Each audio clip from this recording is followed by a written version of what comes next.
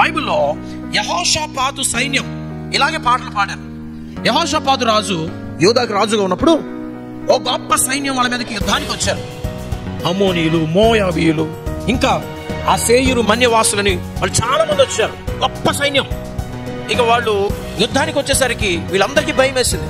ఇంతమంది ఒక్కసారి మన మీదకి వచ్చి పడితే మనం ఎలా వాళ్ళను ఎదుర్కోగలం అనే భయం వచ్చి వాళ్ళు దేవునికి ప్రార్థన చేసిన తర్వాత ఈ విధంగా వాళ్ళు సిద్ధపడ్డారు. వాళ్ళు ఏం చేశారంటే యుద్ధానికి సిద్ధమై యుద్ధానికి ముందు పాటలు పాడుతూ ఉన్నారు. ఏం చేశారంటే యుద్ధానికి ముందు అగో ఆ బూరలు తీసుకున్నారు. బూరలు తీసుకుని ఆ బూరలు ఊదుతూ పాటలు పాడుతూ ప్రభువును స్తుతించారు. హల్లెలూయా, దేవునికి స్తోత్రం చెప్దాం. వారు ప్రభువుని ఎప్పుడైతే స్తుతించడం మొదలు పెట్టారో వీళ్ళ మీదకి ఎవరైతే యుద్ధానికి వచ్చారో వాళ్ళందరూ నీ దేవుడు ఏం చేశాడండి, హతమార్చారు. పైపెచ్చు వాళ్ళు ఏం చేశారట, కలిసికట్టుగా వచ్చిన వాళ్ళందరూ కూడా వాళ్ళలో వాళ్ళే ఒకళ్ళొకళ్ళు పొడుచుకొని తెచ్చిపోయారట. అర్థమైందండి? వీళ్ళ మీదకు గొప్ప సైన్యం వచ్చారు. ఆ సైన్యం అంతా వీళ్ళు ఇంకా వాళ్ళ దగ్గర వెళ్ళకముందే వీళ్ళు ఇక్కడుండి బయలుదేరగానే అక్కడ ఒకళ్ళకొకళ్ళు పొడుచుకొని చచ్చిపోయారు. వీళ్ళు అక్కడికి వెళ్ళేసరికి అందరూ చచ్చిపోయి నేల మీద శవాలై పడి ఉన్నారు. వాళ్ళు కట్టుకున్న ఆ గుడారాలన్నీ కూడా ఖాళీగా ఉన్నాయి, అందరూ చచ్చిపోయి ఉన్నారు. వీళ్ళు చేసిందల్లా ఏంటంటే వెళ్ళి ఆ గుడారాల్లో ఉన్న సొమ్ము మొత్తం కూడా తీసుకుని ఇంటికి వచ్చారు.